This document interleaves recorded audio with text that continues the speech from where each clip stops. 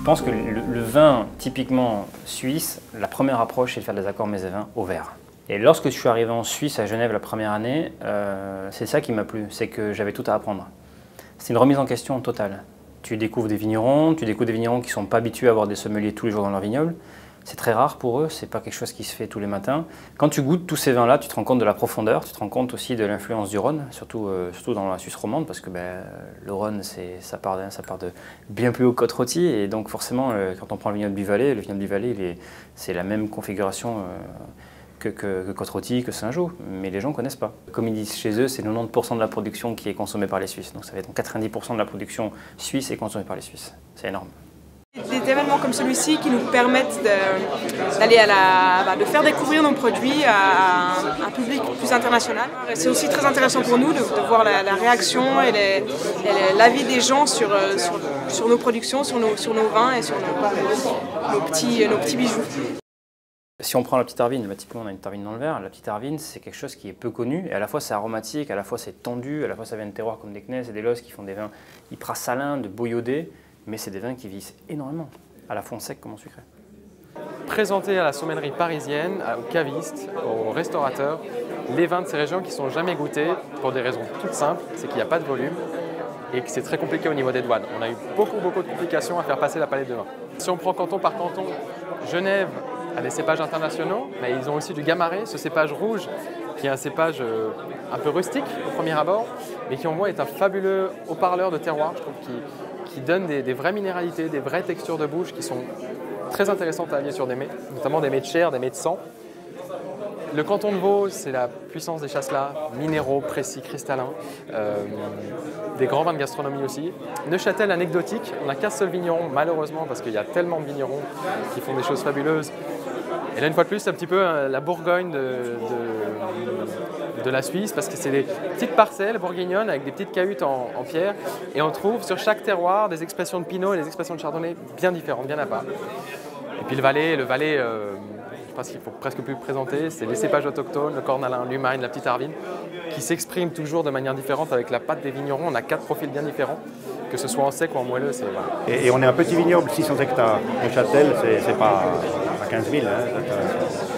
Alors voilà, moi je suis pour l'identité, avoir 2-3 pierres bien posées, et on doit se battre avec ça. On a vraiment un climat qui est juste optimal maintenant pour les cépages qu'on a, ce qui n'était pas le cas avant que le climat se réchauffe. On était un peu à la limite de la viticulture, pour le dire.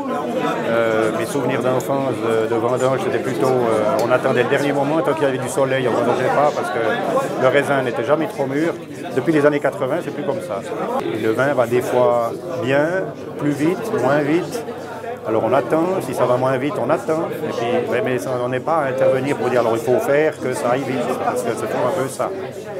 Ça demande de la patience, ça demande une certaine volonté, une certaine capacité économique aussi, ne le nions pas. Mais si on s'y tient, on y arrive. Une ligne. C'est de la viticulture assez précise. Il y a beaucoup d'horlogers chez nous dans la région. Oui. Je vais vous dire, pour moi, c'est un grand moment.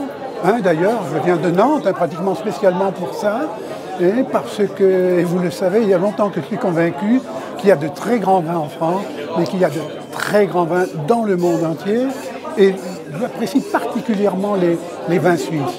Les vins et leurs vignobles, c'est magnifique. Certains sont classés au patrimoine de l'UNESCO et ils le méritent ô combien. C'est comme si vous avez une perle, c'est notre petite Arvine, puis on nous demande de venir vous la présenter.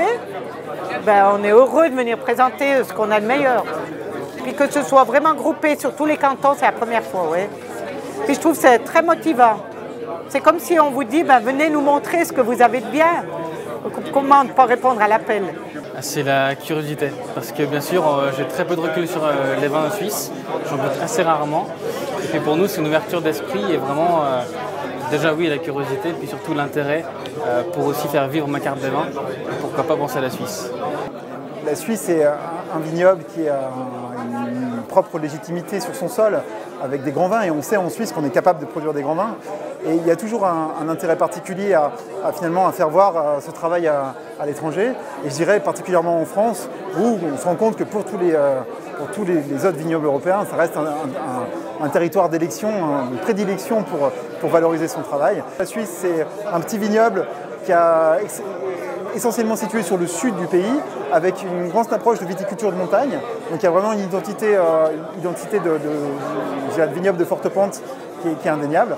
Pour appréhender, il faut se dire qu'on est sur des vins qui sont septentrionaux, avec beaucoup de fluidité, souvent beaucoup de finesse, d'élégance, sur une faible richesse en alcool, à l'exception d'un terroir particulier qui est le Valais, où là c'est vraiment, on pourrait dire, pour prendre une comparaison, la petite Méditerranée des Alpes, un terroir qui est vraiment propice à construire des vins de matière, de richesse, et notamment avec la vigne de Fully, qui est vraiment aujourd'hui, je crois, en train d'émerger comme une grande spécialité, un vignoble un petit peu fer de lance de la Suisse. Un magnifique vignoble qu'il vous faut venir découvrir.